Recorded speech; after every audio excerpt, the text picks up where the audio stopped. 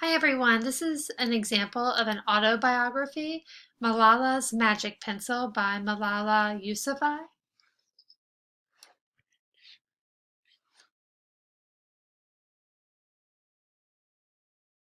Do you believe in magic? When I was younger, I used to watch a TV show about a boy who had a magic pencil.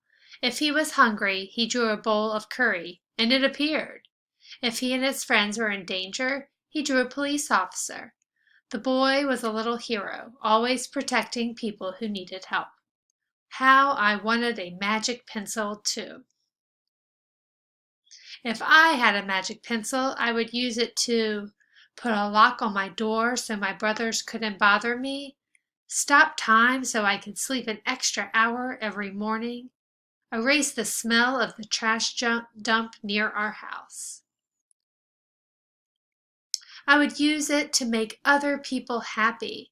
I would draw the most beautiful dresses in the world for my mother, the best buildings in the valley for my father so he could open many schools where children would study for free, a proper ball so my brothers and I no longer had to play with an old sock stuffed with rubbish.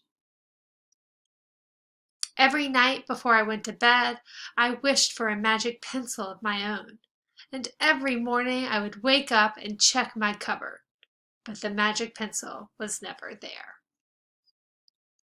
One day, I was throwing away potato peels and eggshells at the dump. I was wrinkling my nose, swatting away flies, and making sure I didn't step on anything dirty in my nice shoes, when I saw a girl about my age sorting trash into piles. Nearby, boys were fishing for metal scraps using magnets on strings. When my father returned home from work, I told him what I'd seen. It made him sad. "Abba?" I said. "Yes, Johnny," he said back. I always liked when he called me "dear one." "Why haven't I seen that girl in my class?" "Because," he said, but he didn't finish right away. "Because, Johnny, in our country, not everyone sends their daughters to school, and some children must work to support their family. Those boys will sell the metal scraps they find. If they went to school, their families would go hungry. School was my favorite place, but I never considered myself lucky to be able to go." My father had always said, "Malala will live free as a bird." Now I wondered how free I'd truly be. That night I thought about families who didn't have enough food, and the girl who couldn't go to school, and even about how when I was older I would be expected to cook and clean for my brothers, because where I came from, many girls weren't allowed to become what they dreamed of. I knew then that if I had a magic pencil, I would use it to draw a better world, a peaceful world. First, I would erase war, poverty, and hunger. Then I would draw girls and boys together as equals. Over the next few years, instead of wishing for a magic pencil every night, I worked hard in school every day. I wanted to be one of the top students in my class. But soon, powerful and dangerous men declared that girls were forbidden from attending school. They walked the streets of our city now. They carried weapons. One by one, girls stopped coming to school. "Abba, where are all the students?" "They don't feel safe here anymore, Johnny." How could a few men stop all the girls in our valley from going to school? If more people knew what was happening to us, I thought, they might help. Wishing wasn't enough. Someone needed to speak out. Why not me? I wrote about what it felt like to be scared to walk to school and how some of my friends had moved away because of the threat they faced in our city. I wrote about how much I loved school and how proud I was of my uniform. Once I started writing, I didn't stop. I wrote speeches and traveled around my country sharing my story. I even talked to a reporter from a famous international newspaper.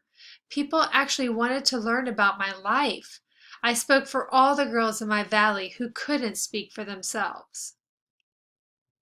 My voice became so powerful that the dangerous men tried to silence me, but they failed. And now my voice is louder than ever.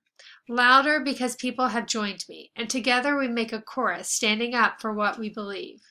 We raise our voices for those in need, help people in danger even if they are an ocean away.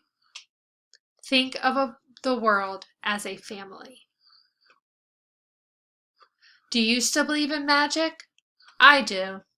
I wrote alone in my room, but people all over the world were reading my story. Millions now know it and help me spread my message of hope. I had at last found the magic I was looking for, in my words and in my work. I am Malala. I've always wished I could make the world a more peaceful place, and every day I work to make my wish come true. One child, one teacher, one book, and one pen can change the world.